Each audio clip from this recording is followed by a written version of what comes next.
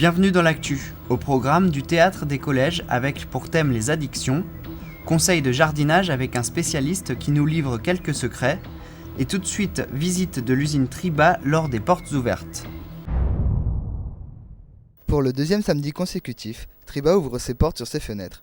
Cette journée particulière, en présence d'élus et de nombreux clients, a permis de découvrir l'ensemble de la production. Vu qu'on a bien préparé ça, tout le monde a aidé à participer, à préparer l'usine, à nettoyer, on a refait la peinture, on a mis des totems en place pour expliquer.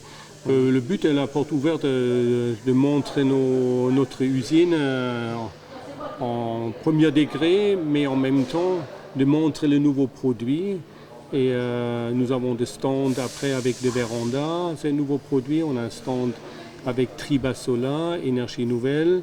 Nous avons un stand aussi avec notre service ressources humaines pour montrer les différents postes qui sont ouverts aujourd'hui chez nous. Et c'est d'abord le vitrage, après le profilé aluminium. Triba fête aujourd'hui ses 30 ans. Cette grande entreprise n'a débuté qu'avec 15 personnes et 20 fenêtres produites par jour spécifiquement pour l'Allemagne. On a très vite vu qu'il y a un marché en France, on a développé des produits spécifiques pour la France et comme ça on a pu se développer en France. Nous sommes très vite sortis de l'Alsace parce que dans notre capacité de production c'était possible de produire plus.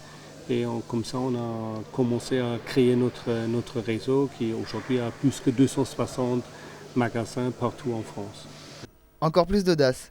Pour Triba, cela signifie mettre l'accent sur le service clientèle, l'environnement, la recherche et le développement, le tout pour avoir une plus grande notoriété.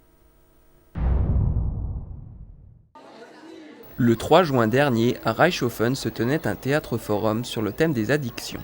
Celui-ci mettait en scène des collégiens de 4e qui ont travaillé sur les thèmes de l'alcool, du téléphone portable, d'Internet, du tabac et d'autres dépendances. Aujourd'hui, en fait, c'est une représentation de Théâtre Forum. C'est l'aboutissement d'un projet qui a démarré, pour moi en tout cas, au mois de janvier. Et donc, en fait, j'ai commencé par rencontrer deux classes du canton. Donc, une classe de 4e du collège de Niederbronn et une classe de 4e du collège de Reichshofen. Et donc, l'objectif, c'était de monter avec eux des scénettes de Théâtre Forum sur le thème des addictions. On a commencé tout simplement par faire un peu de théâtre. Donc, une sorte de tronc commun, comme ça, de techniques théâtrales sur 6 heures. Et donc, par la suite, il y avait une phase d'écriture des scénettes. Donc là, avec leurs professeurs respectifs, ils ont écrit ces scénettes que j'ai légèrement modifiées à l'arrivée pour pouvoir avoir une écriture plus théâtrale. Une approche originale pour sensibiliser les jeunes aux dépendances qu'ils peuvent rencontrer au cours de l'adolescence et aux tentations qui en découlent. Ils ont pris à l'arrivée pas mal de plaisir à le faire. Je crois que en tout cas, c'était important pour moi de le ressentir aussi à un moment donné, ce plaisir, parce que je veux dire voilà, et je pense qu'ils ont été amenés à réfléchir eux-mêmes aux situations qu'ils avaient écrites en les écrivant, ça c'est sûr, en partageant, en discutant ensemble.